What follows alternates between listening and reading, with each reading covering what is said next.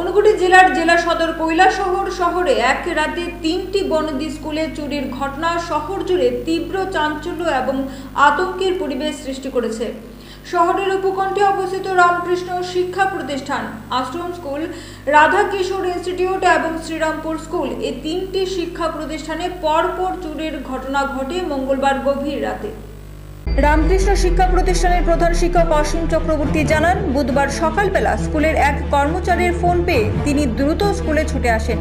এসে দেখেন স্কুলের মূল গেট এবং অফিস কক্ষের দরজার তালা ভাঙা, অফিসের গোদরেজ আলমারি এবং লকার ভেঙে লণ্ডভণ্ড করা হয়েছে। চুরির খবর জানার সঙ্গে সঙ্গে কৈলাসহর থানায় অভিযোগ জানানো হয়।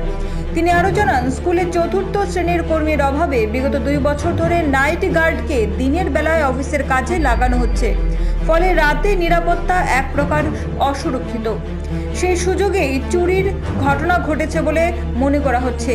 চোরেরা স্কুল অফিস থেকে কিছু গুরুত্বপূর্ণ নথিপত্র এবং অন্যান্য জিনিস নিয়ে গেছে বলে প্রাথমিকভাবে জানা গেছে।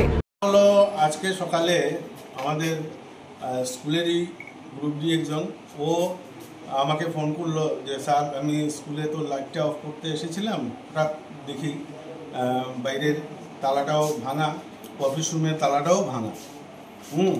তো আমি তো এরপরে দেখলাম দরজাটা খোলা ছিল, যে অনেকগুলি আমাদের যে গদ্রেজ ফদ্রেজ আছে এগুলি সবগুলি ভাঙা।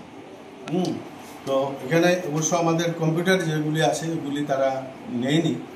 আর আমাদের একটা কেসের একটা আছে, ওটা ট্রাই করেছে ভাঙার, কিন্তু ভাঙতে পারেনি।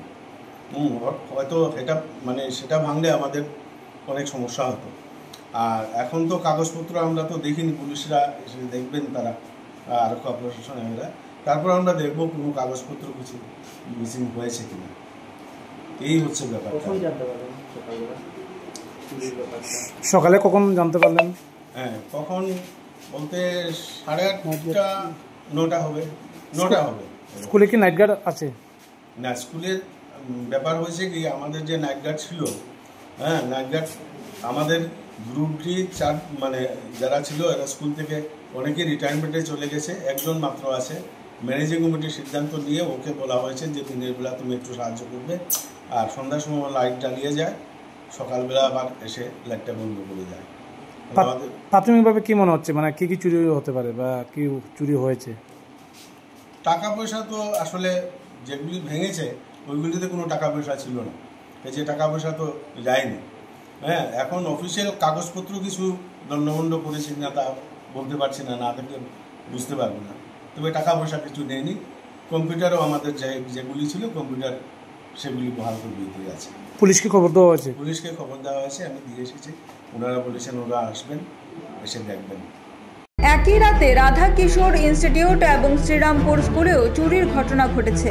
চোরেরা এই পদ্ধতিতে তালা ভেঙে স্কুলের ভিতরে প্রবেশ করে।